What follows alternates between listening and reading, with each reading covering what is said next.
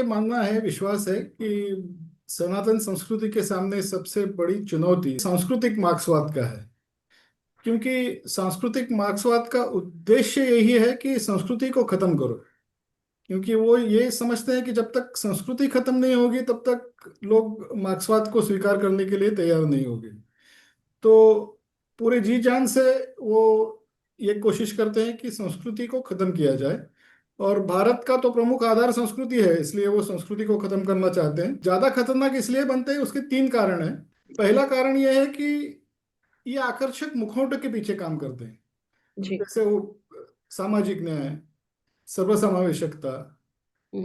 पर्यावरणवाद या जी। महिलाओं के अधिकार।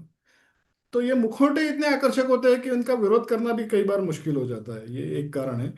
दूसरा जी। ये कारण है कि ये मानवीय मन पर प्रभाव डालने वाली जो संस्थाएं हैं, जैसे मीडिया है, शिक्षा हम्म। व्यवस्था है, हम्म। एंटरटेनमेंट है, हम्म। इनको इन्होंने अपने कब्जे में कर लिया है। जी। तो लोगों के मन को वो अपने जैसे चाहे वैसे वो उसको मोड़ सकते हैं। एक जी। दूसरा कारण है।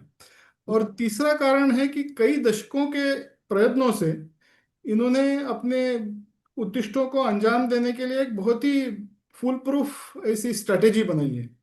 तो ये स्ट्रैटेजी से लड़ना, जिन्हें ये पता ही नहीं है कि इनकी स्ट्रैटेजी क्या है, इनका जी। उद्देश्य क्या है, उनके लिए ये बहुत मुश्किल हो जाता है।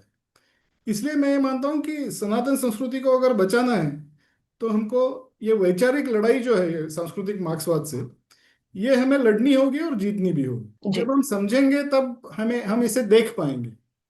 तो इनकी स्ट्रैटेजी मेनली ये है कि किसी भी देश में, सिर्फ भारत में नहीं, पूरी दुनिया में ये कोशिश करते हैं कि वहाँ की जो प्रमुख सांस्कृतिक धरोहर है उसे खत्म करें।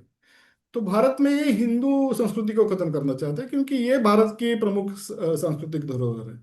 इसके लिए इनके चार प्रमुख मार्ग होते हैं। एक है डी हिंदुआइज। हम्म।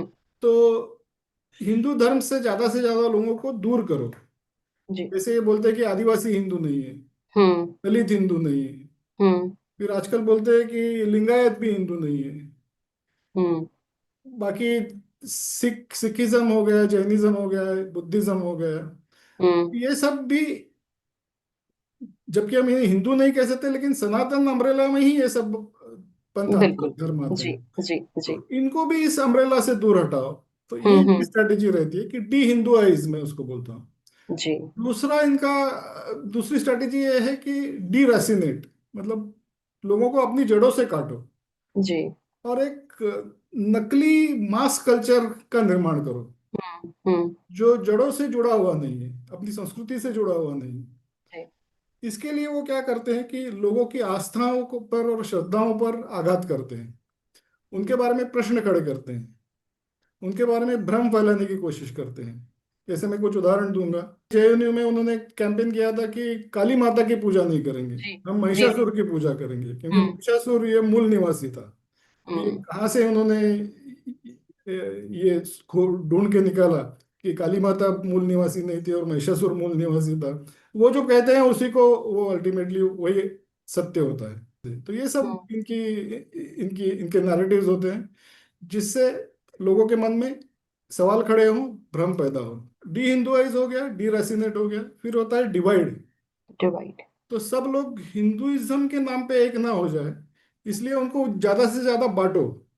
तो जाति के आधार पर बांटो, हम्म। भाषा के आधार पर बांटो। तो ये सब हम्म। लोगों को ज्यादा से ज्यादा डिवाइड करो और फिर उनमें संघर्ष पैदा करो।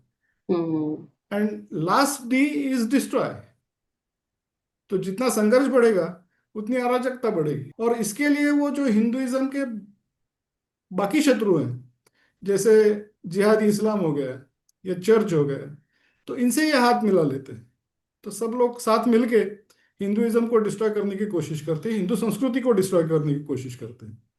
तो हमें ये देखना होगा, बच्चों को भी ये समझाना पड़ेगा कि ये सब चीजें आपको जहां भी नजर आएगी तो फिर उसका मुखौटा कुछ भी ना, कुछ भी हो, मतलब it can be, they can be talking about inclusivity, they can be talking right. About social justice. But ये समझना चाहिए कि ये मुखौटे के पीछे का जो चेहरा है हम्म। उसका उद्देश्य क्या है। और उसका उद्देश्य यही होता है, 4 Ds: hmm. Devise, deracinate, divide and destroy.